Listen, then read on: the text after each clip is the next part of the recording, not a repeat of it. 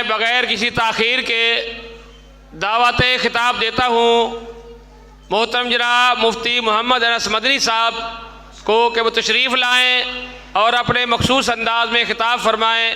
محترم جناب مفتی محمد انس مدنی صاحب نائب مدیر جامعہ ستاریہ الاسلامیہ۔ السلام علیکم ورحمۃ اللہ وبرکاتہ۔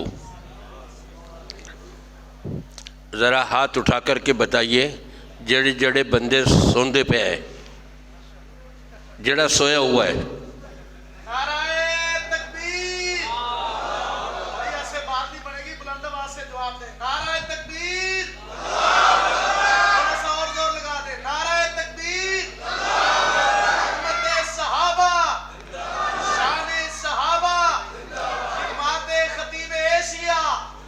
زندہ باد۔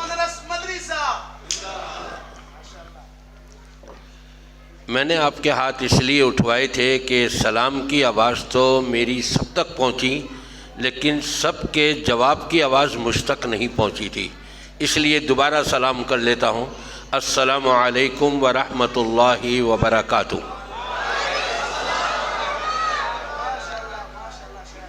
وقت بڑا مختصر لوں گا انشاءاللہ، لیکن آپ میرے ساتھ چلیں گے تو یہ شرط ہے۔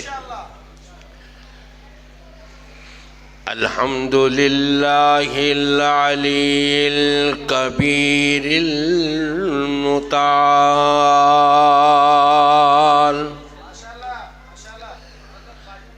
الذي خلق الخلق وكتب الأقدار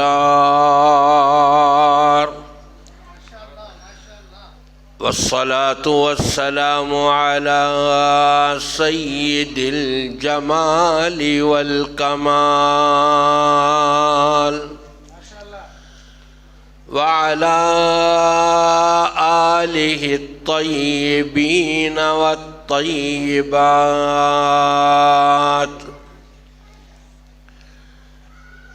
أعوذ بالله السميع العليم وبوجهه الكريم وسلطانه القديم من الشيطان الرجيم۔ إنهم إذا قيل لهم لا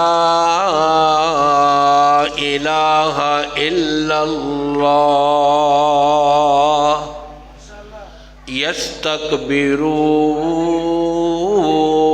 يستكبرون۔ تمام تعریفیں رب کائنات وحدہ لا شریک لہ کے لیے لائق اور زیبا ہے۔ وہ رب العالمین کے جس کی ذات ہمیشہ سے ہے اور ہمیشہ باقی رہنے والی ہے، بجز اس رب العالمین کے جس کو بھی اس کائنات میں وجود عطا کیا گیا، اس کے لیے زوال ہے، اختتام ہے، فنا ہے۔ ایک نہ ایک دن اپنی زندگی پوری کر کے اس دنیا سے رخصت ہو جانا ہے۔ بالکل اسی طرح جس طرح حبیب کبریا شاف روز جزا آمنہ کے لال محمد الرسول اللہ صلی اللہ علیہ وآلہ وسلم کی ذات اقدس تمام صحابہ سے رخصت ہوئی، اور بالکل اسی طرح جس طرح سے محبان مصطفیٰ، محبان صحابہ، ان کی للکار ہمارے پیارے قاری عبدالحفیظ کہیے رحمہ اللہ تعالی علیہ ہم سے رخصت ہو گئے، اسی طرح رب تبارک و تعالی کی ذات کے علاوہ سب کے لیے فنا ہے، اختتام ہے، اپنی زندگی مکمل کر کے اس دنیا سے رخصت ہو جانا ہے۔ ہماری دعا ہے کہ اللہ تعالیٰ جو بھی ایمان کی حالت میں اس دنیا سے جا چکے ہیں، اللہ سب کے درجات بلند فرما دے۔ آمین پہ ٹیکس بھی نہیں لگتا، اور آمین پر کوئی سرکاری پکڑ و گرفت بھی نہیں ہوتی۔ آمین وہ ہونی چاہیے کہ جو صحابہ کرام رضوان اللہ علیہ مجمعین فرمایا کرتے تھے۔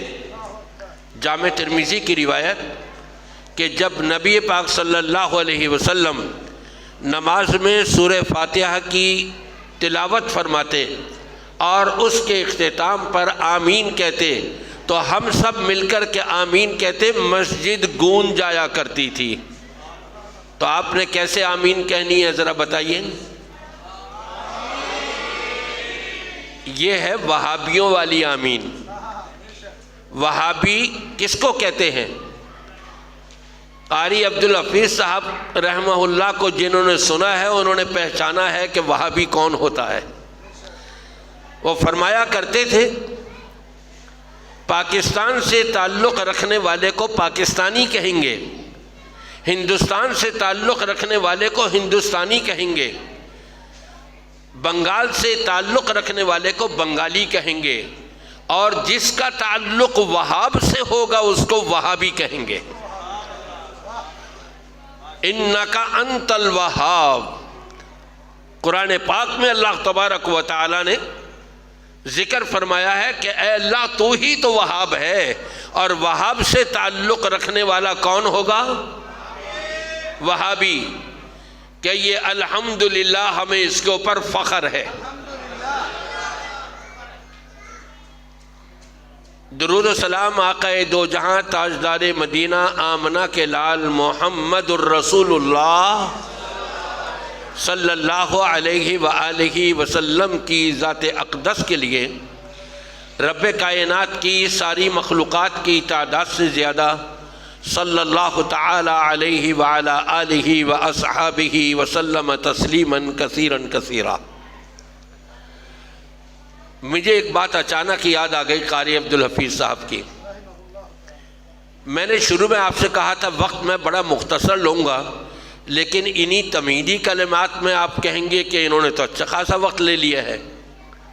تو قاری عبدالحفیظ صاحب 1 گھنٹہ بیان کرنے کے بعد فرمایا کرتے تھے میں تو ابھی تمہید پیش کر رہا ہوں، بیان میرا اب شروع ہوگا۔ اور مجھے یاد ہے خانپور کی کانفرنس میں تقریباً 20 سال سے میں جا رہا ہوں، اور قاری عبدالحفیظ رحمہ اللہ کی تقریر سن کر کے اٹھتا تھا۔ تیسرے روز جو ان کا خطاب ہوتا فجر کی اذان تک چلتا، اور اذان بھی وہی دیا کرتے تھے۔ کہیے رحمہ اللہ تعالی۔ مجھ سے قبل فضیلت الشیخ نے قاری عبدالحفیظ صاحب کی زندگی کے 3 حصوں میں سے ایک حصہ بیان کیا ہے، عظمت صحابہ۔ قاری صاحب کی گفتگو، آپ کا بیان 3 چیزوں کے اوپر منحصر ہوتا تھا۔ ایک توحید، لا الہ الا اللہ، دوسرا شان مصطفیٰ محمد الرسول اللہ، اور تیسرا عظمت مصطفیٰ صلی اللہ علیہ وآلہ وسلم۔ تیسرا موضوع تو بیان کر دیا، اسی درمیان مجھے خیال آیا کہ پھر میں کیوں نہ قاری عبدالحفیظ صاحب کے جو باقی حصے رہ گئے ان میں سے ایک حصہ مکمل تو نہیں کر سکوں گا، لیکن اس کی ایک جھلکی آپ کے سامنے پیش کرنے کی کوشش کروں گا۔ رب تبارک و تعالی سے دعا ہے کہ اللہ تعالیٰ مجھے صحیح طور پہ قرآن و سنت کی روشنی میں بیان کرنے اور ہم سب کو سن کر اس کے مطابق عمل کرنے کی توفیق عطا فرمائے۔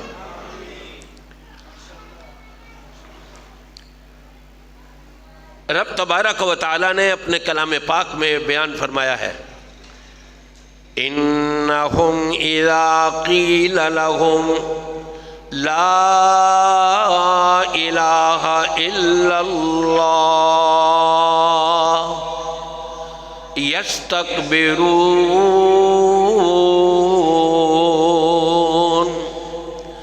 جب لوگوں کو کہا جاتا ہے اللہ کے سوا کوئی معبود نہیں، اللہ کے سوا کوئی حاجت روا نہیں، کوئی مشکل کشا نہیں، کوئی بگڑی بنانے والا نہیں۔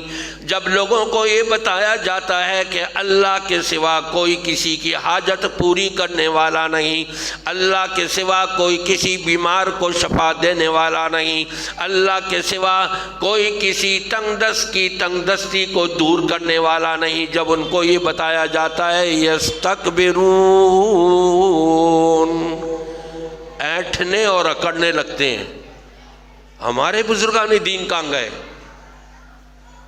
وہ تو بزرگان دین کہتے ہیں، ہم کہتے ہیں ان کے بابا کہاں گئے؟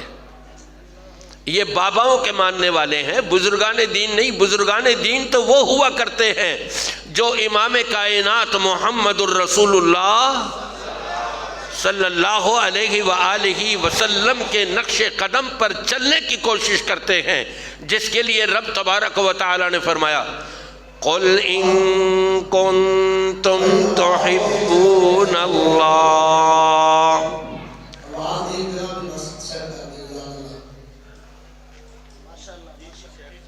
ہے جی اچھا، آواز صحیح چل رہی تھی، وہی رہنی دیجیے اپنا انشاءاللہ۔ باقی یہ علیحدہ بات ہے، آپ ناراض نہ ہوئیے گا، ہمارے پنجاب کے علماء کا انداز ہی الگ ہے۔ میں تو کراچی کا ہی ہوں، کوئی آپ کو کہے گا تھوڑی اونچی کرو، کوئی کہے گا اکو کرو، کوئی کہے گا کم کرو، گھبرائیے گا نہیں، کر دیجیے گا، کرتے رہیے گا انشاءاللہ۔ قُلْ إِن كُنتُمْ تُحِبُّونَ اللَّهَ فَاتَّبِعُونِي يُحْبِبْكُمُ اللَّهُ وَيَغْفِرْ لَكُمْ ذُنُوبَكُمْ۔ رب تبارک و تعالی نے فرمایا اگر تم اللہ سے محبت کرنا چاہتے ہو، اگر تم یہ چاہتے ہو اللہ کے تم محبوب ہو جاؤ، لاڈلے ہو جاؤ، پیارے ہو جاؤ، تو ایک ہی بات ہے، وہ کیا ہے؟ قُلْ إِن كُنتُمْ تُحِبُّونَ اللَّهَ فَاتَّبِعُونِي، تو پھر نبی کی پیروی کر لو، اسی میں رب تم سے راضی ہو جائے گا۔ رب کی رضا نبی کی اطاعت میں ہے۔ جبھی تو صحابہ کرام رضوان اللہ علیہ مجمعین کو کہ جب انہوں نے نبی کی پیروی کری اس انداز سے کہ اگر ان کو اشارہ کیا جاتا تو اپنی گردن کٹوانے کے لیے پیش کر دیا کرتے تھے، رب تبارک و تعالی اتنا راضی ہوا، رب نے قرآن پاک میں ایک جگہ نہیں، جگہ جگہ پر مختلف مقامات پہ فرما دیا رضی اللہ عنہم ورضوا عنہ، اللہ بھی ان سے راضی اور اللہ کے انعامات کو پا کر کے یہ بھی راضی اور خوش ہو جائیں گے۔ دعا کیجئے اللہ تبارک و تعالی ہمیں بھی ان کے نقش قدم پہ چلنے کی توفیق عطا فرمائے۔ قاری عبدالحفیظ رحمہ اللہ کا پہلا سبق، 3 سبق تھے ان کے تقریروں میں، سب سے پہلا سبق لا الہ الا اللہ، اس کے بارے میں 5-7 منٹ کے لیے آپ سے گفتگو کروں گا انشاءاللہ تعالی۔ لا الہ الا اللہ میں نے بھی پڑھا ہے، آپ نے بھی پڑھا ہے، اور سارے پڑھتے ہیں جو بھی مسلمان ہو، لیکن کبھی آپ نے غور کیا کہ لا الہ الا اللہ میں کتنے حروف ہیں؟ بتائیں گے مجھے سامعین میں سے کوئی؟ آپ نے سینکڑوں نہیں ہزاروں مرتبہ پڑھا ہوگا، لیکن کبھی اس نکتے پر آپ نے غور و فکر نہیں کیا ہوگا۔ یہ بڑا عظیم نکتہ ہے۔ یہ قاری عبدالحفیظ رحمہ اللہ کے خطابات کا میں ایک طرح سے اپنے انداز سے نچوڑ پیش کر رہا ہوں آپ کے سامنے۔ لا الہ الا اللہ 12 حروف ہیں۔ کتنے حروف؟ یہ میں اس لیے کہنے والا ہوں آپ سے تاکہ آپ کو آئندہ یاد رہے، اور جب بھی آپ یہ لا الہ الا اللہ پڑھیں تو وہ اثر آپ کے دل و دماغ پر موجود ہو تو دل کی گہرائی سے عرش کی یہ چھوتا ہوا نظر آئے گا کلمہ انشاءاللہ تعالی آپ کا پڑھا ہوا۔ کتنے حروف ہیں لا الہ الا اللہ میں؟ لا 2 ہو گئے، الہ کتنے ہو گئے؟ اللہ کتنے ہو گئے؟ 8. اللہ ایک الف 2 لام اور ہا کتنے ہو گئے جی؟ 12 حروف. ویسے ساتھ ساتھ میں یہ بھی بتا دوں آپ کو، یہ کلمے کا پہلا حصہ ہے اور کلمے کا دوسرا حصہ ہے محمد الرسول اللہ، اس کے بھی 12 حروف ہے. کلمے کے پہلے حصے میں بھی 12 حروف اور کلمے کے دوسرے حصے میں بھی 12 حروف. لیکن ابھی میں کلمے کا صرف پہلا ہی حصہ پیش کر کے اپنی بات کو ختم کروں گا. 12 حروف کیوں ہیں؟ کوئی تو سر ہے اس میں. محمد الرسول اللہ میں بھی 12 حروف اور لا الہ الا اللہ میں بھی 12 حروف. انسان خطا کا پتلا ہے. کل بنی آدم خطاء وخیر الخطائین التوابون. نبی پاک صلی اللہ علیہ وسلم فرماتے ہیں ہر بنی نوع انسان خطا کار ہے اور خطا کاروں میں بہترین وہ لوگ ہیں جو خطا ہونے کے بعد توبہ کر لیتے ہیں.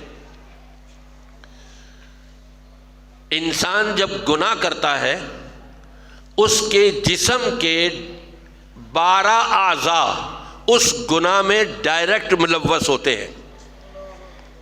کتنے اعضاء ملوث ہوتے ہیں؟ اور کلمے کے پہلے حصے میں کتنے حروف ہیں؟ 12. مناسبت کیا ہے ذرا اس پر غور کیجئے گا. کچھ اعضاء میں بتاتا ہوں 12 میں سے اور کچھ آپ سے پوچھوں گا تو ذرا توجہ کیجئے گا. انسان اپنے ہاتھوں ہی سے ظلم کرتا ہے، چوری کرتا ہے، کسی کی مار پٹائی کرتا ہے. یہ 2 ہاتھ ہوئے. ان 12 اعضاء میں سے یہ 2 ہاتھ انسان کے گناہ میں ڈائریکٹ ملوث ہوا کرتے ہیں. گناہ کرنے کے لیے 2 پیروں سے چل کے جا رہا ہے. یہ دونوں پیر اس گناہ کے اندر ملوث ہو جایا کرتے ہیں. یہ لا الہ الا اللہ کا ایک نقطہ میں بیان کر رہا ہوں، ورنہ اگر اس کے اوپر جایا جائے تو 51 نقطے ہیں صرف لا الہ الا اللہ کے اندر اور محمد الرسول اللہ کے اندر. کتنے ہو گئے تھی جی اعضاء؟ آپ میرے ساتھ ہیں؟ میں نے آپ کو بتایا 2 ہاتھ گناہ میں ڈائریکٹ ملوث ہوتے ہیں، دونوں پیر گناہ میں ڈائریکٹ ملوث ہوتے ہیں. کتنے ہوئے؟ 4. یہ دونوں آنکھیں جب غیر محرم کی طرف اٹھتی ہیں یہ دونوں آنکھیں ڈائریکٹ گناہ کے اندر ملوث ہو جایا کرتی ہیں. کتنے ہو گئے؟ یہ دونوں کان جب ان سے گانے سنے جائیں، غیبت سنی جائے، دوسرے کی برائی سنی جائے مزے لے لے کر کے، تو یہ دونوں کان اس گناہ کے اندر ڈائریکٹ ملوث ہو جاتے ہیں. کتنے ہوئے؟ 8. چلیں 4 تو آپ بتا دیں کم از کم. میں نے تو راہ دکھا دی، راستے پر لگا دیا، اب باقی کچھ آپ بتا دیں. بالکل صحیح کہا ہے جی، دل بھی صحیح کہا آپ نے. اور 2 باقی رہ گئے. اور ہونٹ نہیں، ہونٹ بولتے نہیں ہے، زبان بولتی ہے. 2 ہے، ان میں سے ایک آپ نے بتا دیا زبان. اور زبان کے ساتھ دوسری چیز حدیث میں آتی ہے وہ شرمگاہ، جس کے بارے میں نبی پاک صلی اللہ علیہ وسلم نے فرمایا من یضمن لی اثنین اضمن لہ الجنہ. جو مجھے 2 چیزوں کی گارنٹی دے دے، ضمانت دے دے کہ اس کی حفاظت کرے گا، میں اس کو جنت کی ضمانت اور گارنٹی دیتا ہوں. ایک زبان ہے، یہ زبان چل پڑے تو پورے جسم پر ظلم کروا دیتی ہے دوسرے سے اپنے آپ کے اوپر. اور کہتے ہیں ایک خاموشی 100 کو ہرا دیا کرتی ہے. آپ نے فرمایا زبان کی حفاظت کر لو اور اپنی شرمگاہ کی حفاظت کر لو۔ کتنے ہو گئے؟ 10۔ آخر کے 2 رہے، ایک تو آپ نے بتا ہی دیا، دل، اور ایک اور کیا ہے؟ دماغ۔ صحیح بتایا آپ نے۔ دل اور دماغ، ایک سوچتا ہے، دوسرا فیصلہ کر دیتا ہے، اور دونوں مل کر کے پورے اعضاء کو حرکت میں لے آتے ہیں۔ یہ انسان کے اعضاء کے وہ 12 اعضاء ہیں جو گناہ میں ڈائریکٹ ملوث ہوتے ہیں۔ کلمے کے کتنے حروف؟ اور گناہ میں ڈائریکٹ ملوث ہونے والے کتنے اعضاء؟ نبی کے سامنے ایک شخص آتا ہے، اللہ کے رسول صلی اللہ علیہ وسلم ہاتھ بڑھائیے، میں آپ کے ہاتھ پر اسلام قبول کرنا چاہتا ہوں۔ آپ نے ہاتھ بڑھایا، اس نے اپنا ہاتھ پیچھے کھینچ لیا۔ آپ نے فرمایا ایسا کیوں؟ کہا جی میری ایک شرط ہے، میں اسلام ایسے نہیں قبول کروں گا، ایک شرط ہے، اگر وہ پوری ہوگی میری تو میں کر لوں گا۔ آپ نے فرمایا لگاؤ جو شرط لگانی ہے تم نے۔ وہ کہتا ہے یہ بتائیے، میں بڑا گناہگار ہوں، میں بڑا پاپی ہوں، میں نے کون سا گناہ ہے دنیا کے اندر جو نہ کیا ہو؟ میں نے ظاہری اور باطنی، چھوٹے بڑے سارے گناہ میں نے کیے ہوئے ہیں، اگر میں کلمہ پڑھ لوں اور یہ گناہ میرے سارے معاف ہو جائیں تو میں اسلام قبول کر لیتا ہوں۔ آپ نے فرمایا الاسلام یہدم ما کان قبلہ، جب اسلام قبول کرتے ہوئے تمہاری زبان پر لا الہ الا اللہ آ جائے گا تو تمہارے سارے کے سارے گناہ معاف کر دیے جائیں گے۔ یہ کلمے کے پہلے حصے کے 12 حروف کا تقاضا کہ اپنی زبان سے، دل کی گہرائی سے، محبت اور پیار سے ایک مرتبہ بھی اگر کوئی یہ پڑھ لے لا الہ الا اللہ، اس کے مطابق عقیدہ رکھتے ہوئے، اس کے مطابق نظریہ رکھتے ہوئے، اس کے مطابق اپنی سوچ بناتے ہوئے، اس کے مطابق عمل پیرا ہوتے ہوئے ایک مرتبہ بھی پڑھ لے لا الہ الا اللہ، رب تبارک و تعالی کی طرف سے چاہے 70-100 سال کی زندگی اس نے گناہوں میں کیوں نہ گزاری ہو، سارے کے سارے گناہ رب العالمین معاف فرما دیتا ہے۔ جب کلمہ پڑھیں اس نظریے سے پڑھیں، اس کے معانی پر غور کرتے ہوئے، عقیدہ بناتے ہوئے، اس کے مطابق اپنی سوچ اس پر قائم کرتے ہوئے کلمہ پڑھیں اور رب تبارک و تعالی سے سابقہ سارے گناہوں کی معافی جو ہے وہ اس کا انعام حاصل کر لیں۔ یہ ایک وہ نقطہ تھا جو میں نے آپ کے سامنے رکھا ہے، ورنہ اس میں نے جیسے بتایا کہ لا الہ الا اللہ محمد الرسول اللہ، ان دونوں کے اندر پورے اس کلمے کے اندر 51 تقریباً نقطے ہیں۔ میری دعا ہے کہ ہمارے محترم مولانا قاری عبدالحفیظ رحمہ اللہ تعالی، اللہ تبارک و تعالی ان کی زبان سے جو خطابات انہوں نے کیے، اللہ تبارک و تعالی اس کو اپنی بارگاہ میں شرف قبولیت عطا فرماتے ہوئے ان کی توحید کے سبب، ان کی نبی سے محبت کے پیش نظر، ان کی صحابہ کی عظمت کے گن گانے کی وجہ سے اللہ تبارک و تعالی ان کی مغفرت فرما دے، ان کے درجات بلند فرما دے، انہیں جنت الفردوس میں اعلیٰ مقام عطا فرما دے، اور ان سے محبت اور پیار کرتے ہوئے ہمارے فضیلت الشیخ مولانا احسن سلفی صاحب اور ان کی پوری کابینہ جنہوں نے اس پروگرام کا اہتمام کیا ہے اور قاری صاحب سے محبت کا اس طور پر اظہار کیا ہے، اللہ تبارک و تعالی اس کو بھی اپنی بارگاہ میں مقبول و منظور فرما کر ہم سب کے لیے آخرت میں ذخیرہ فرما دے اور ذریعہ نجات فرما دے۔ وآخر دعوانا ان الحمد للہ رب العالمین۔